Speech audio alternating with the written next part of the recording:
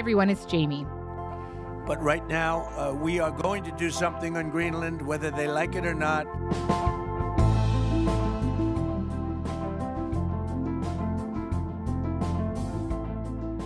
So right now, the future of Greenland hangs in the balance, and with it, an entire system of military and political alliances that has underpinned the global order since the end of the Second World War. So when U.S. Secretary of State Marco Rubio says that he's going to meet with Danish leaders to talk about Greenland this week, that's what diplomats, historians, and politicians the world over say is at stake.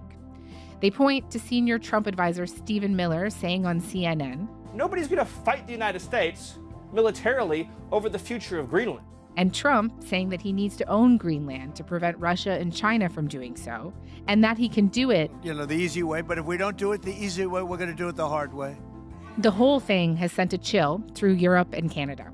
My guest today is Casey Michel, journalist and author of the upcoming book, United States of Oligarchy. He recently wrote a piece for Foreign Policy that said, among other things, annexing Greenland would be a strategic catastrophe. So we're going to talk about why he thinks that is today.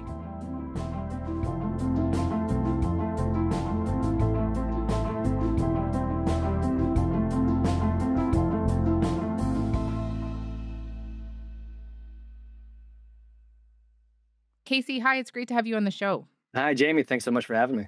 So before we start unpacking why you think an annexation of Greenland is, for those who view America's allies as its greatest asset, a suicidal maneuver without modern compare, that's a quote from you, I just want to talk a bit about why it matters to the administration, or why it might matter. Trump and others have said this is about countering Chinese and Russian presence in a strategic region where shipping routes are opening up because of ice melting and there are resources. You take a look outside of Greenland right now. There are Russian destroyers, there are Chinese destroyers and bigger. There are Russian submarines all over the place.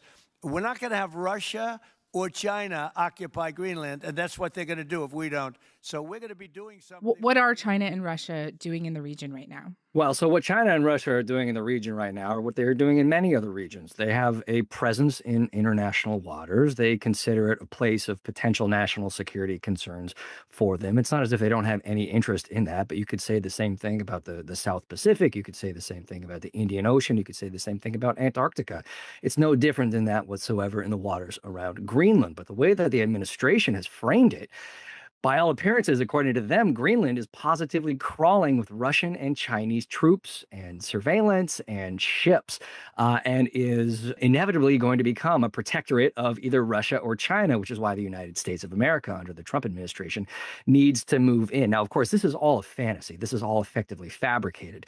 There's a great quote from a Danish official not long ago saying that Russian and Chinese troops can't even see Greenland with binoculars from their ships. It's not as if Greenland is about to fall into the laps of Moscow or Beijing. But this is a phenomenon. This is a framing that we have seen throughout 250 years of American expansionism, this idea that it's a national security concern. We have to annex places in the now American Midwest or Texas or Hawaii. This is a story as old as the United States itself, this idea that there's a threat and that we have to expand to meet that threat for American national security. That's what the administration is saying.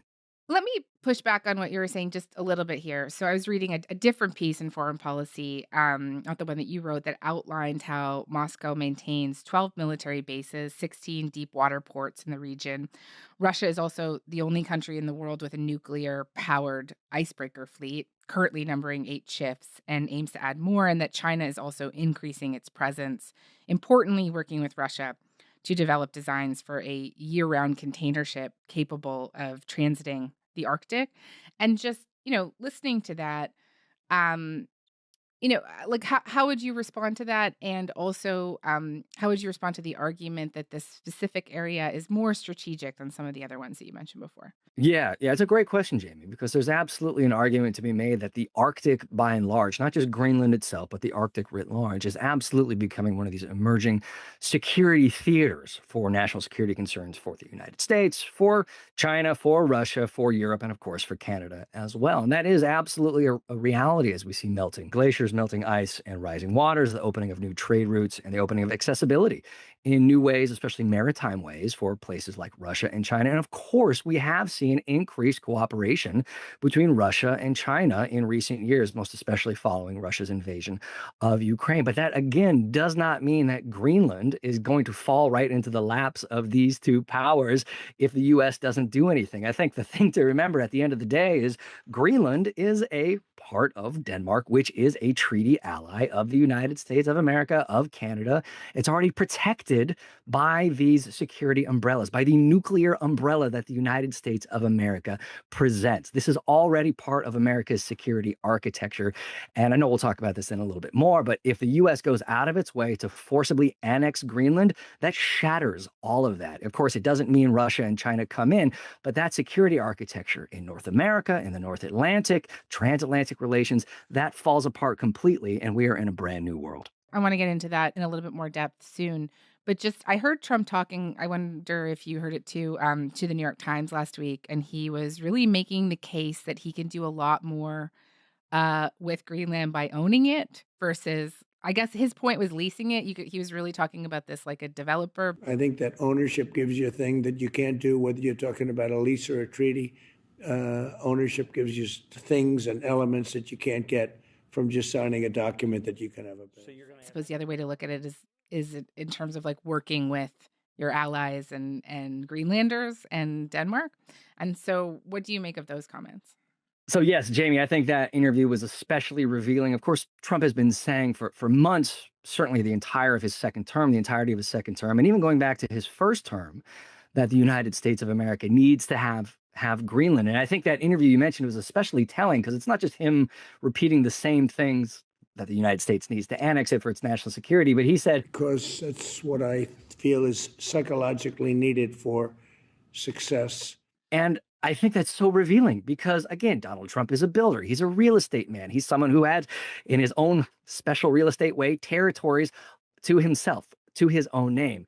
And he sees Greenland as a real estate deal that leasing it or maybe striking up new commercial arrangements, even if the United States doesn't itself own it, that falls short. That is not what he views as success. The only thing he views as success, again, psychologically, not just in terms of national security, is actually claiming it as American. Doesn't matter what the Greenlanders want, doesn't matter what American allies want. It is only what Donald Trump himself and his administration want.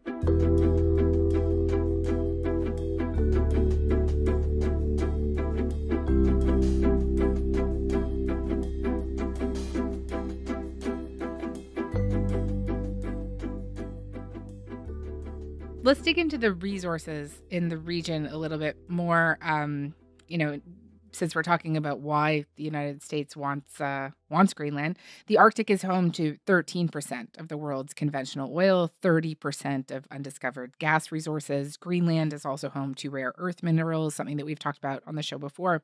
And just tell me more about how these resources fit into this. Yeah, Greenland is really kind of a periodic table of elements in and of itself. Almost anything that you could hope to find, certainly through excavation, through mining, you can find in Greenland. You named a few of them just now: zinc, copper, gold, oil and gas, even things like uranium and platinum. I mean, these are all in Greenland proper. Of course, much of them are difficult, if not impossible, to actually extract right now, largely because of the ice sheet. But again, that ice is melting, and there are new technological innovations for accessing these deposits. It really is a treasure chest waiting to be, of course, mined and extracted.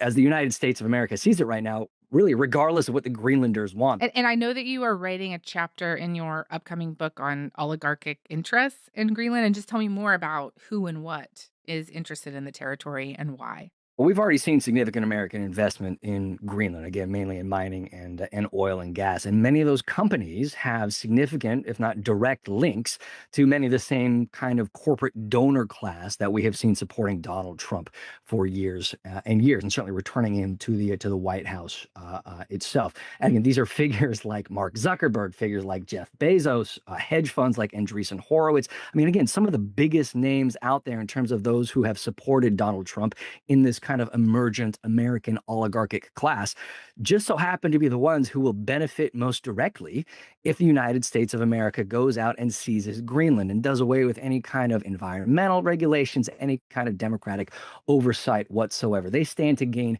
hand over fist by American annexation of Greenland itself. There was one other pro-transparency voice in Washington who took a look, and he had a great quote. He said this was a, quote, circle of grift that we saw emerging, this relationship between Donald Trump and these American investors in Greenland, of course, who are also significant donors to Donald Trump himself.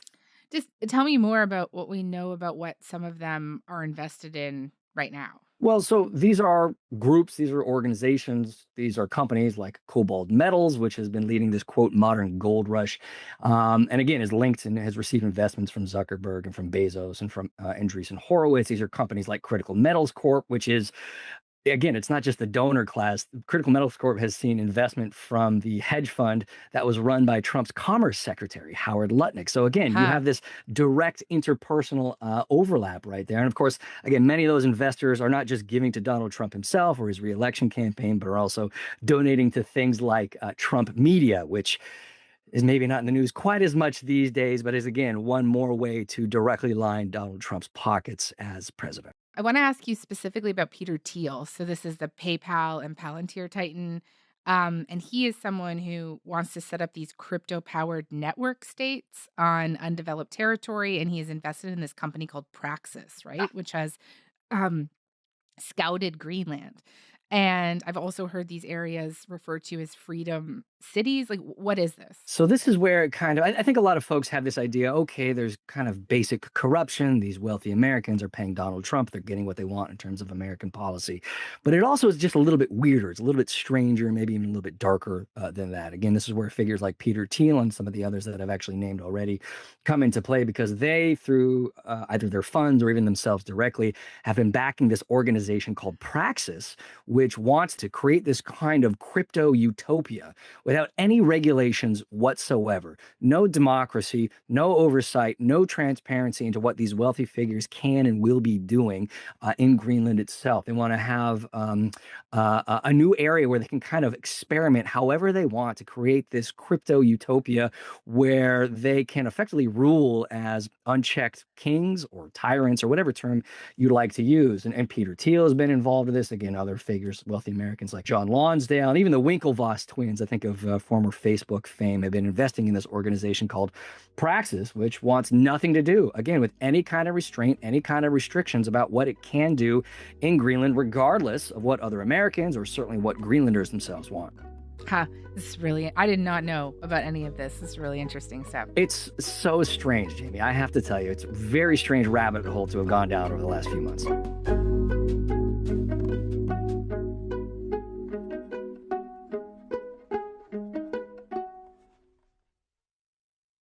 Okay, so now that we've dug into a bit of why Greenland is of such interest, let's flesh out your argument more on why you think annexing it would be a strategic catastrophe for the United States, and just expand for me on the end of NATO and why it would effectively end the alliance, in your opinion. So we touched on this a little bit earlier, but again, it's worth remembering Greenland is part of Denmark. It is not an independent country. It is not something that can act on its own. It has been part of Denmark for hundreds of years.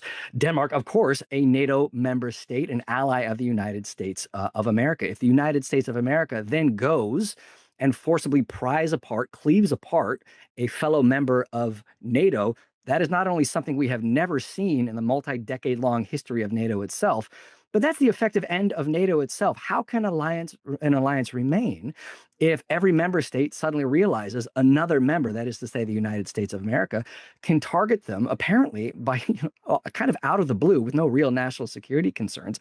How can they trust that the United States of America won't do the same to them? Denmark warning a move on Greenland would mean the end of NATO. I believe that the American president should be taken seriously when he says he wants Greenland. But I also want to make clear that if the United States chooses to attack another NATO country militarily, then everything stops. Again, I think this has been one of the kind of saving graces that NATO has brought to bear over the past few decades. People don't really recognize or realize it has helped prevent many territorial disputes, not only in North America, but also in Europe itself. This would be the end of that. This would be the end of that era, and by all appearances, the end of NATO itself.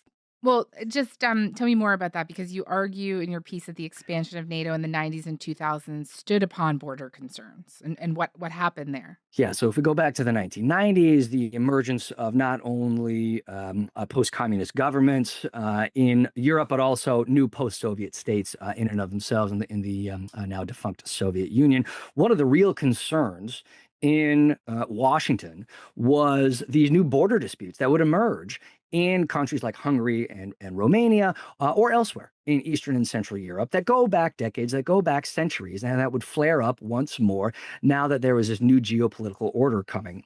There was also concerns, I didn't mention it in the piece, but there were also concerns about some of those countries developing their own nuclear arsenal, places like Poland, realizing that perhaps they couldn't trust the Russian government to say what it was saying and do what it was doing, and that the only solution would be nuclear weapons. These were all considerations and all concerns in Washington, D.C., which is what helped convince the Clinton administration at the time that expanding NATO to these new states was in American interests. And we've certainly seen that pay off. We haven't seen any interstate wars between the Hungarians and the Romanians. We haven't seen any Polish nuclear arsenal. Of course, if NATO ends and that American umbrella goes away, who's to say what the future holds? But yes, that was absolutely a consideration in expanding NATO in the 1990s. What about Trump's argument that today NATO is essentially irrelevant anyhow, right? That all anyone cares about is the US anyways, because all of these other NATO countries have not been keeping up with their commitments on defense and they're all weak anyhow. I think a lot of things that Donald Trump says, however buffoonish or outlandish they certainly are, they often come with a kind of kernel of truth to them. And he's absolutely right. Before he was president in 2016, 2017, most of the NATO member states were not meeting that 2% threshold, right? Where NATO member states are required to spend 2% of their GDP on national security and defense. And many of them weren't. Since Donald Trump's emergence to the presidency in 2017, many of them now do. The NATO defense spending and NATO defense architecture and the strengthening of that is clearly on the upswing, motivated not only by Trump's election in 2016, but of course, Russia's invasion of Ukraine. What he says now is a complete farce in terms of NATO not being able to defend itself or these NATO member states not pulling their fair weight and their fair share. Of course, the United States still has far and away the biggest defense posturing and defense budget of any member states, but it's not fair to say that NATO member states, even including Canada, are not pulling their fair weight and the United States needs to go its own way.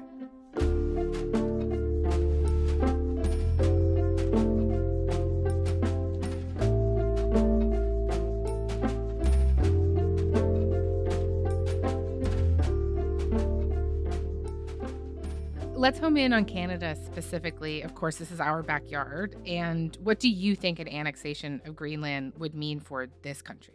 So I wrote this in that article in Foreign Policy that you mentioned. I think this would be a little more than a strategic nightmare for Canada.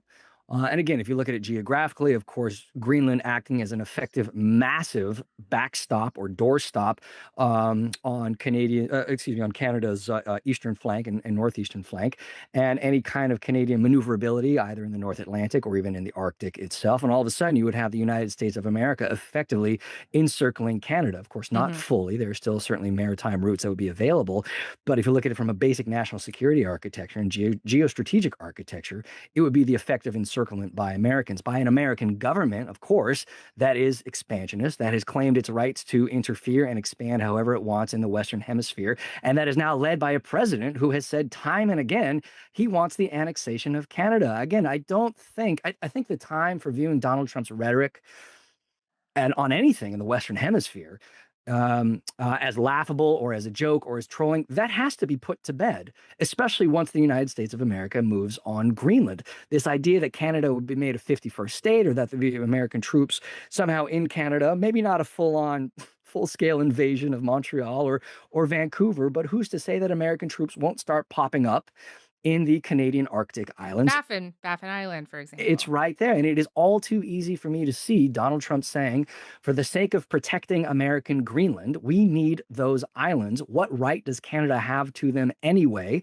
There's no one there, and they are full of all kinds of resources that only the United States of America can actually develop. It is extremely easy for me to see him saying that. And of course, I have no idea what the knock-on effects of that are going to be. I also think this is a national security and strategic disaster for the United States, but the United States would not be alone in seeing those threats emerge. Another thing that I think might be worth considering for Canadians here is whether, as this moves along, the U.S. is successful in convincing like a percentage of Greenlanders that they should join, because you could see how that could be replicated in Canada and Alberta, for example, where we have a separatist movement, right? So there are a lot of domestic potential consequences for us here. So in the wake of Venezuela, it really seemed like the response from Europe and Canada was quite tepid, but less so on the Greenland stuff, right? The Europeans and Canadians have come out pretty strong with statements about the sovereignty of Greenland. A joint statement issued by the leaders of France, Britain, Germany, Italy, Poland, Spain, and Denmark the same day said, "It is for Denmark and Greenland and them only to decide on matters concerning Denmark and Greenland." We stand with Denmark, we stand with Greenland. Our closest partnership is with the United States, and we'll work with everybody to make sure that we move forward together. Other world leaders took a more direct tone. No member of NATO should attack or threaten another member of NATO, warned the Polish prime minister. Otherwise, the alliance would lose its meaning, he said. Denmark and Greenland have both been very clear that they're not interested in any of this. On Friday, Greenland's prime minister and 4 party leaders released a statement saying they don't want to be Americans. And also within his own party, there's a split. Republican senators and congressmen have come out against this. Senator John Kennedy said an invasion would be weapons grade stupid. Mitch McConnell wrote threats and intimidation by U.S. officials over American ownership of Greenland are as unseemly as they are counterproductive. And do you think any of these responses could influence the administration? Well, I think it's been fantastic to see those responses from European capitals and certainly from the Canadians as well. I would have loved to have seen them maybe even a year ago to help push back against this even earlier. Again, I don't have any special insight into the administration. There are certainly those in the administration, not least Secretary of State, National Security Advisor Marco Rubio, who, by all appearances, completely appreciate the role of NATO and certainly completely appreciate the threat of places like Russia and what NATO can continue to do, and don't necessarily want to throw the baby out with the bathwater in that way. I'm especially heartened to see the kind of pushback in Congress itself, because I think, and again, this is maybe getting a little bit into the weeds itself, but Donald Trump can say whatever he wants. He can declare whatever he wants. He can spark whatever national security crisis that he wants. He cannot unilaterally annex Greenland. That requires the consent of Congress, whether it is a treaty, a formal treaty with either Greenland or Denmark. That would require 2/3 of the Senate, or even something like a joint resolution passed in Congress, which only requires the majority of Congress to itself pass.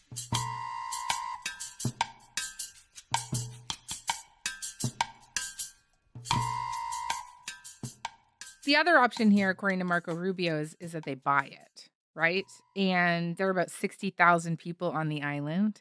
I've seen reporting that they're considering offering around $100,000 per person, which is a lot of money. How likely do you think this is as a possibility? That is this idea of buying Greenland. Of course, the U.S. has purchased other territories in the past, most especially Alaska back in 1867. This is not something that Americans haven't done in the past, but I think this is the easiest scenario that they foresee moving forward in the administration. If we could just buy Greenlanders' consent for annexation, that would help mitigate many of the concerns about things like imperialism, help mitigate many of the things